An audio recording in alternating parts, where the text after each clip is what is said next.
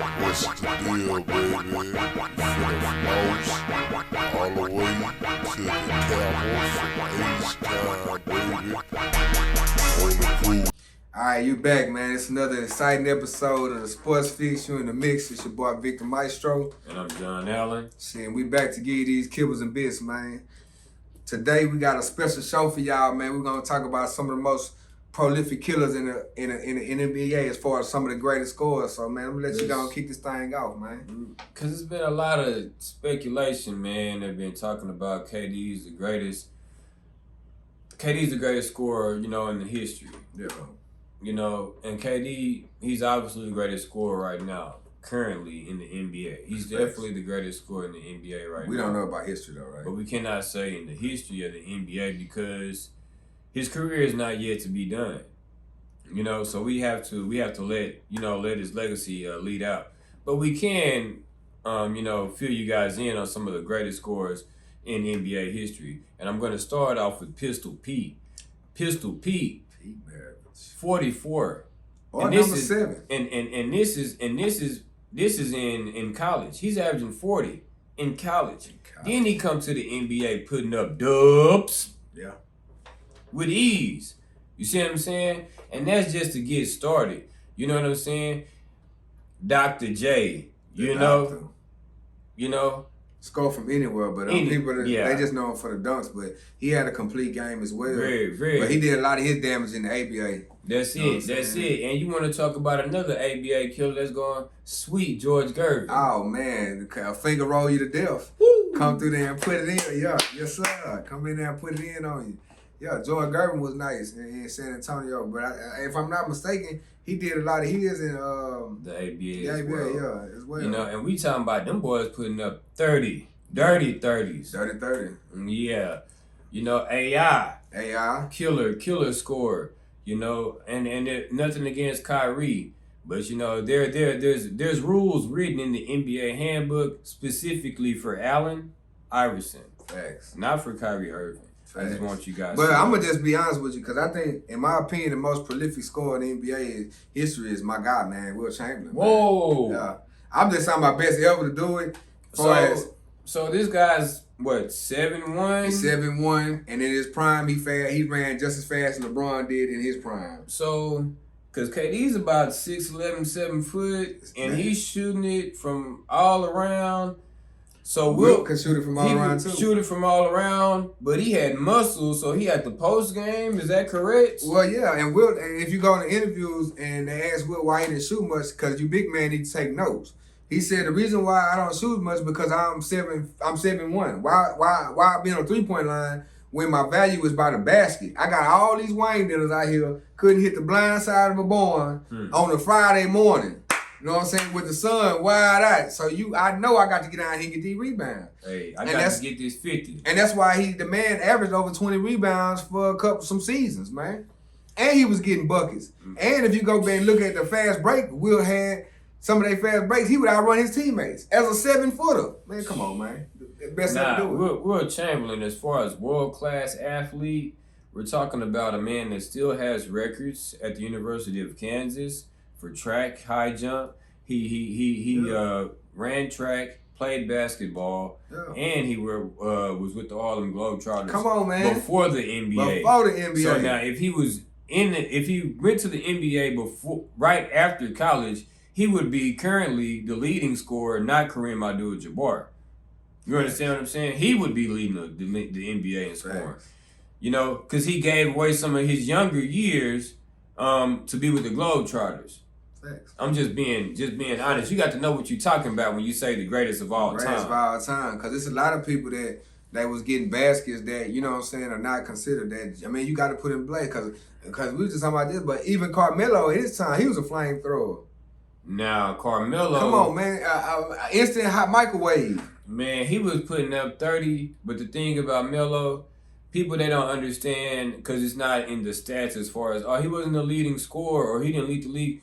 There's a lot of things that come into being a leading scorer. And that's the same thing with Kevin Durant not making the All-NBA team. You have to play a certain number of games a season just to even be the leading scorer or to be an All-NBA. And Carmelo, he missed the cut like 3 times. He was supposed to lead the NBA in scoring 3 times. But he had a fight, he was injured, and he was injured twice. So he ended up just missing out. But as far as a scorer, and we're gonna come from Kobe Bryant, Carmelo Anthony is the hardest person that is the hardest for me to guard at this point in time. That's what he would say. Because Melo, he had that body. He was a bigger Paul Pierce. So he could put that body on you and go low, and then he could take you out and shoot the jumper. And shoot the jumper. And he contest the jumper. Then if you come out and you slow-footed, I can take you to the basket and dunk because I got just enough burst to get there. Yeah, the first 5 years of Melo's career, before the cheeseburger. People really. That's why I say the when he went in the Western Conference Finals with Chauncey Billups against the Lakers, he really showed me a lot. As far as who he was and what he could be as a player and where he was gonna fit in the history of scoring in the NBA. Because Carmelo Anthony is definitely also a prolific scorer in the history of the NBA. He's not dominating right now just like Kevin Durant is, but Kevin Durant used to get spanked by Carmelo many times. You know, and then now Kevin Durant is doing the spanking. Let's talk about another great scorer, the great T-Mac, and that is who Kevin Durant's game is patterned after. You know what I'm saying? T-Mac is the youngest person to ever lead the NBA in scoring and will probably always be the youngest person to lead the NBA in scoring. I'm just being honest. This man 22, 23 years old, averaging 30. Against grown men. When the NBA was physical.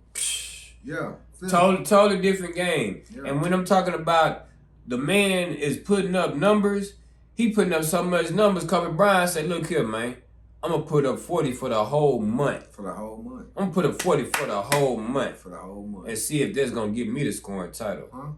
No, it didn't do it. Nah, couldn't. Because McGrady, he was putting it in. He ain't been putting it in the whole year. Thank you. Not just that month. Not just that month. The whole year. Because my team need me like the Israelites needed Moses. That's it, man. Straight up. And it's not even that because Kobe Bryant did have Shaq. So as T-Mac, he had a lot of these skills that Kobe Bryant had. He did not have Shaquille O'Neal. Right. You know, Kobe would have better efficiency also. He would get a 25, 28 points per night. But his efficiency and his shooting would be better because he has Shaq and he has a better cast of players around him. Tracy McGrady is going to be throwing it up because he's playing with Mike Miller. Grant Hill might be there. He might not. I don't know who the center was. Kirk, anybody. Yeah, anybody. You know, sometimes Patrick Ewing, if he healthy. That's what I'm saying. T-Mac was put in the middle of a lot of stuff, and what a true hustler do, he makes nothing out of something. Yeah. You know what I'm saying? Something out of nothing. Nothing, man. And that's what T-Mac did every night. He did it with the Magic every night. And when he came to Houston, oh my goodness. It was beautiful. Ask San Antonio what he did to him. What it was, 13 seconds? That's it. You know what I mean? Need, man. And nothing against y'all, but Tracy McGrady, he always end up with injury-prone teammates as far as Grant Hill, Yao Ming. It was just something that happened throughout his career. You know?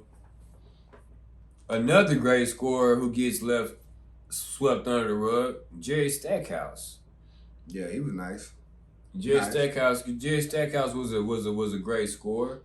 That's because he really, I think he went to the wrong teams because he played the Pistons when they wasn't too good. So that's why he get lost in the shuffle. And then a lot of think about him, you think about Slasher. But, that's what I'm saying. I see when you watch Durant, you're gonna see a lot of Stackhouse and you're gonna see a lot of T-Mac. And I don't. Yeah, you're gonna see a lot of T-Mac. But man, you know when he took over that game, boom, boom, boom. That's pull up. That's that Stackhouse. Boom, boom, boom. Pull up, and cause Stackhouse wasn't really that. He wasn't no 3-point guy. He want to take you to the rack and boom. That's it. Yeah. He gonna take you to the rack, boom on you, and once he gets you with that crossover, jumper. But that's why I say you even gotta. I mean, it's like, and it's crazy because it's premature. One might say it's premature, but I mean, you gotta put Stephen in the conversation for as one of the greatest scorers in the NBA history. Now, anybody that's putting up 36 and 6, you know what I'm saying? You're definitely one of the greatest scorers in NBA history, and that's why I didn't really understand and I understand the comments of Steve Kerr because you want to big up your former player, but Stephon Curry is a monster by himself. By himself. Klay Thompson is a monster. Yeah, by himself. And that's why I said, you can say that Kevin Durant is the greatest scorer right now, but when the NBA season starts next season, we have no idea who's going to be averaging 30. Facts. Who's going to be working out, and then let's not forget, Mr. Triple Double. The 50-point man, the beard, James Harden, one of the most prolific scorers in NBA history, is on his team. Yeah. Now, I hate that they're on the same team because we're never going to see who's going to be the better scorer. Because I'm not going to lie, Kevin Durant is not going to win a championship without a healthy James Harden on that roster. Nah, he ain't able to do it. There we no walk in the park for that. They show you learned that this year they was up on Brooklyn looking out. Everything was good in the hood. And then it all went bad. I have nothing against Kyrie. But Kyrie is not really needed. James Harden and KD needed. Very much needed. Like what Mariah Carey said, I need you. Yeah, I need you. Like I need you. Yeah, them dudes right there are gonna get it done. And I say that because James Harden, he in Houston in the Mike D'Antoni system, he's putting up 50, 16, and 18. Crazy triple double numbers. Nobody numbers like Lou Alcindor and Wilt Chamberlain, and that's why he has to be mentioned in the greatest scorers in NBA history because James Harden has averaged 30 for years, and he's led the league in scoring for years, and he's not the MVP, he's not this, he's not that, and he perfects his craft. That's crazy though, but you would even, and they don't even mention like Lou Alcindor as one of the, that's one of the down the and he leads, and he's the leading scorer. And he's the leading scorer. That makes you get buckets on the block. And to me, my thing is, I understand the hook shot. I understand the greatness of Lou Alcindor, Kareem Abdul-Jabbar. That's why I say, you would have to say him and Michael Jordan. Because of the accolades are the two greatest in my opinion. But when it comes to scoring, by Wilt Chamberlain going to the Globetrotters first, that takes points away from him. If he would have played, that would have gave him more points. And I feel like Wilt Chamberlain was a better center in my eyes. Not because of the rings. Obviously, Kareem Abdul-Jabbar has more rings, but if this man is a better version of Shaq, that's the one that I want on my team. Because, Wilt worked out with Arnold Schwarzenegger, you know what I'm saying? And Arnold Schwarzenegger was like, that boy was lifting it with no problem, man. He didn't even want to work out with the man no more. He was like, man, I ain't trying to work with that dude. That dude is there too strong, man. That man was strong. Think about this here. I'm stronger than Shaq. I'm faster than LeBron. And I got handles, just good enough handles to go coast to coast. So I can run past everybody. And when this man talking about his handles, because he was a track star first. Yes, sir. He was coming second in assists. He tried to lead the league in assists, man. The man came second to assist to Oscar Robertson. Yeah. Oscar Robertson, the man was the first person to average a triple-double. Mr. Triple-Double himself. Yeah. So all this stuff Westbrook. So imagine Joel Embiid being second in assists behind Westbrook. Yeah, Wilt Chamberlain was he was doing it, man. And that's it. And when you talk about LeBron James, and even at the later stages of his career, I feel like LeBron still has more he could do. Yeah. He has not reached his full potential as a true NBA player, and that was Wilt Chamberlain. Wilt Chamberlain, he did all of these great things. He's pretty much in his own category when it comes to scoring, but he did not even reach the full potential that he could have reached as an NBA player, and that's why I say he would be. I'm not gonna say that because I mean it just Wilt was in LA, he was in Golden State, you know what I'm saying? It just really a lot of what Wilt's problem was, man, and I think anybody great understand this, he had got arrogant at times, so you know, I think that's what really killed him, his arrogance. But I mean, if you just go back and look at the film and study the film, Wilt was a dominant player. He'll dominate any area. Because if you want him to shoot, he can do that. He's an adaptable player. And in life, you have to be able to adapt. So when you can adapt to any type of situation, whether it's finesse or the shot, I can do it. And that's why I'm glad we talked about the Kobe and T-Mac comparison, because there's a thing in this, and we're talking about scorers here. There's a difference between a scorer and a champion. And that's why we say Wilt Chamberlain is the greatest scorer. That's why I said Kareem is a champion and Bill Russell is a champion. Bill Russell and Wilt Chamberlain best friends. But Bill Russell with a championship mindset could overthrow Wilt Chamberlain, because Wilt Chamberlain, just like he said, he was arrogant. Right. He was in the individual. He was thinking as an individual. With Bill Russell, he's thinking as a team. So as a champion, as a team, he's gonna do whatever he has to do to beat this guy. Yeah. And that's what a champion is. That's what a champion gonna do. Whatever he gotta take to whatever he gotta do to get where he gotta be. And that's, you know, when and Devin Booker, you know, he's coming up as a great scorer. But Devin Booker is not the next Kobe. He's not because when Kobe was 22, he was winning championships. He could make those championship plays as far as, I'm going to do this 100% right. And I'm not saying that the Suns might win a championship this year. Mm-hmm. I'm pulling for him. I love Devin Booker. But it's different, because I was there when Kobe was at the same exact age, and he was doing it as perfection. When you see a Tom Brady, that's what a Kobe Bryant, he was doing it on the basketball court as a perfection. Yeah. You see T-Mac, and he can do this, he can do that, but he'll make one or two small mistakes. Kobe Bryant, he could dunk on you, he could shoot the jumper, but when it comes to making the right pass or the right play, he's not gonna make any mistakes. And that's when he know when to get physical. Yeah. He know when to shut up. He know whatever the right play is on the court, he know what to do. That's called basketball IQ. And then yes, his basketball IQ was at 1,000. That's why he's a champion. But he used a lot of that to be a great scorer, and that's how he scored 81 points. Period.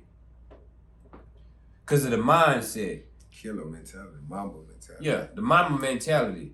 If you didn't see the Mamba mentality as it was forming, then you don't know. But I was there. And I watched the Mitch Richmonds, the Isaiah Rodgers. I watched the Tracy McGrady's and the Vince Carters, and I seen everything they could do. Then you watch Kobe, and he could do everything they could do, but when it come to making the right play, he gonna make the right play. When it come to hitting the Derek Fisher, he's gonna hit Derek Fisher. When it come to hitting Robert Orr, he's gonna hit Robert Orr. That's it. Shaq, I'm gonna give it to you. Paul, I'm gonna give it to you. That's it. Even old boy, I'm gonna give it to you. He know when to make the right play. It's not that the other guys weren't more talented or as talented, but Kobe knew always. And I'm not saying this because he gone. I'm saying it because this is the true facts. Yeah, this man was, when you did that like a snake, the Mamba mentality, that stuff is serious. Because if you bet money against Kobe, you might well, you gave away money. Yeah. That's like betting against the Patriots. Or betting against Jordan. Yeah. You don't do that. You don't do that. I'm just telling you the truth. Because I bucked. I bucked for a long time. I said, I ain't giving away no more money. Not now. I'm just being real. This man here take your soul. Kobe Bryant. Yeah. And your weekly check. And if you're in the system, your Zuzus and Wham Whams. Man. They're going to take all that. They're going to take all your Zuzus and Wham Whams, Kobe Bryant, yeah. Cause I ain't gonna lie, like I rode the wave with Kobe, man. Like, you know, as far as just betting with him and betting against him, shoot, I paid out.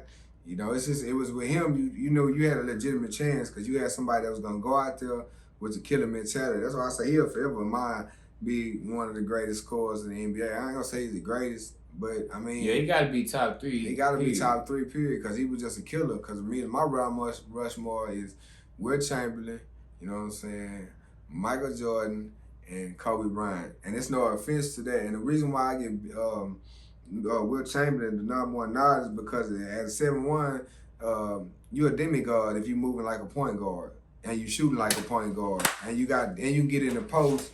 Hey, the man said he scored. Yeah, he's a walking bucket.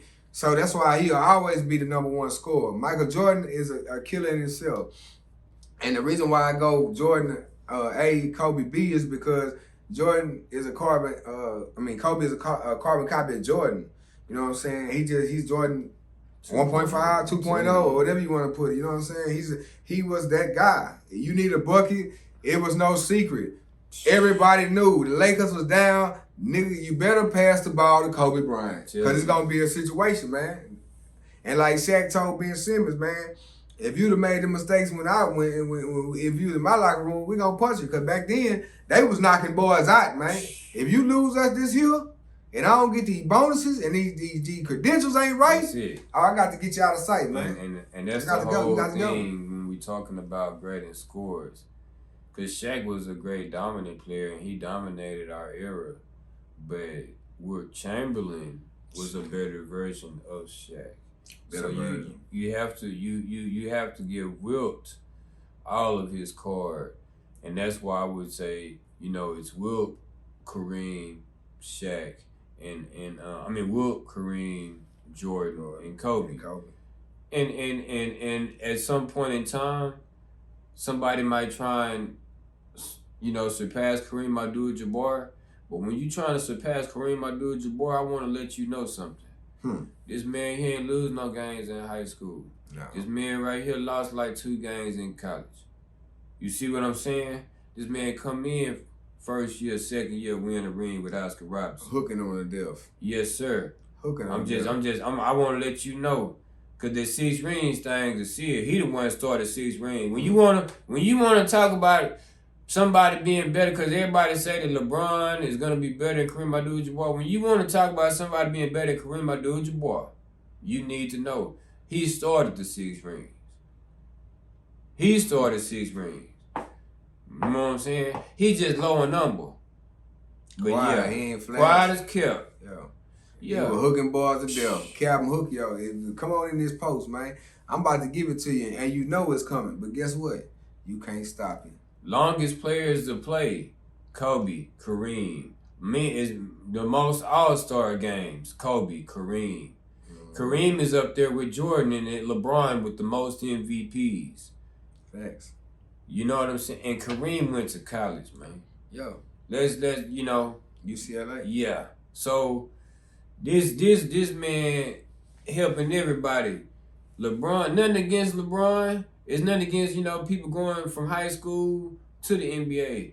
But this man built up a whole college, man. A whole college program. Then he come into the NBA and dominated. Not for play, for real. For real. And then, boy, talking about Showtime Lakers. That's why I say Kareem was the man before the Lakers. So what's your top 3 then? Top 3 scores? Man, I'm going Jordan, Wilt, Kobe. And the reason I do that is because if Jordan wouldn't have came back and played with the Wizards, he would have been averaging like, his career average would have been like 33, 34 points. Career. Most niggas can't even do that for a year. He was getting buckets. He was just older, of course, so you can't get. Yeah, and when he comes back with the Wizards, his career averages drops to 30, around where Wilt is, about 30. So Wilt and Jordan got to be at the top because their career average is about 30. But I'm gonna ask you this here: Can Jordan score 100 done? And that's why Wilt forever gonna be the best scorer in the NBA. Because when you can score 100 points, then we could talk about it. Just like you said with the late Kobe Bean Bryant, he scored 81. Until you can score 81, and I ain't talking about 60 and 70. Until you can give me an 80-piece special chicken nuggets with a side of the sauce on the side, I don't even want to talk to you about it because this man was prolific in every way, man. Nah, you know, I waited a long time for this conversation because I knew watching Kobe Bryant, he was the greatest. He was the greatest scorer of that era. And we're talking about Allen Iverson, Tracy McGrady, Shaq's on his team, D Wade, different players coming in and out. But I would watch Kobe and the way he would dominate, or the way he could put 50 on people. Easily. He could easily put 50. Put 50, man. And I was like, okay, he doing all this stuff with Shaq. I say, man, if this dude get away from Shaq, if this man get away from Shaq, I don't know what the limit is, but I felt like Kobe would be the only person that could get close to 100 points because it was so easy for him to get 50 with Shaq. And the people, I don't know if you understand, because Ben Simmons has Embiid. And Ben Simmons can get you 12 points. That's 15 points. And 20 on a good day if they ain't got no rim protection. So you got a Joel Embiid like center, and then you have a Devin Booker better than Devin Booker. Cause Kobe, that's why I say Devin Booker has a really nice shot. He reminds me of Mitch Richmond, but he's a lot more aggressive. He's just better. Kobe Bryant had a lot of athleticism that Devin Booker doesn't have. I'm just being honest. Shit, he was taller and he ready what separates Kobe. And this is just at the end of the line. What separates Kobe from anybody is Kobe was a killer. And I'm not saying none of these dudes are, but Kobe was a killer. He saw out to kill. Like from the time that referee threw the ball in the air, he got his hands on it. Hey, he shot out to kill, man. Jordan said it best in The Last Dance.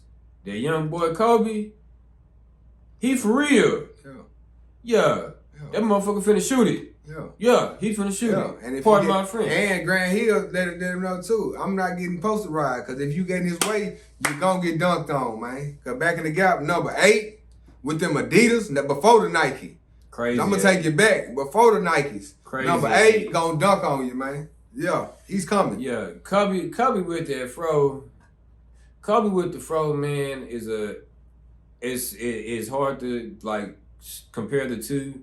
But yeah, Kobe with the fro that's what makes him better than LeBron James. LeBron James, yeah. He's that whole era, yeah, he's better than LeBron. No matter what LeBron do, Kobe with that fro number 8, he's better. Because you had to have talent, because there was so much talent in the NBA at this time. Everybody had good teams, so that's why I say, man, that dude was a beast, man.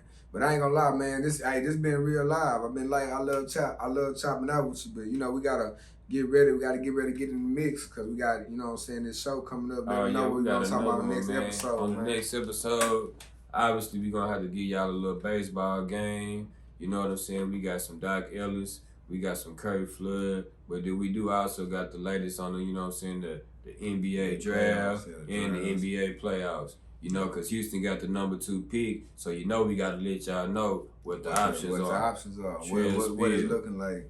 Mr. Buck Victor Maestro. I'm John Allen. And man, we'll be getting back with y'all Saturday, because this is the Sports Fix. So we in the mix. And we definitely in the mix. Never been a coward, ride and bowel. When I cook my cheese up, I use a lot of flour. Need Eisenhower, holla at the Howard. I'ma break the boys out, trying to rowdy. Yep, I'm getting rowdy. I drove without it. In this game, yep, AD be bout.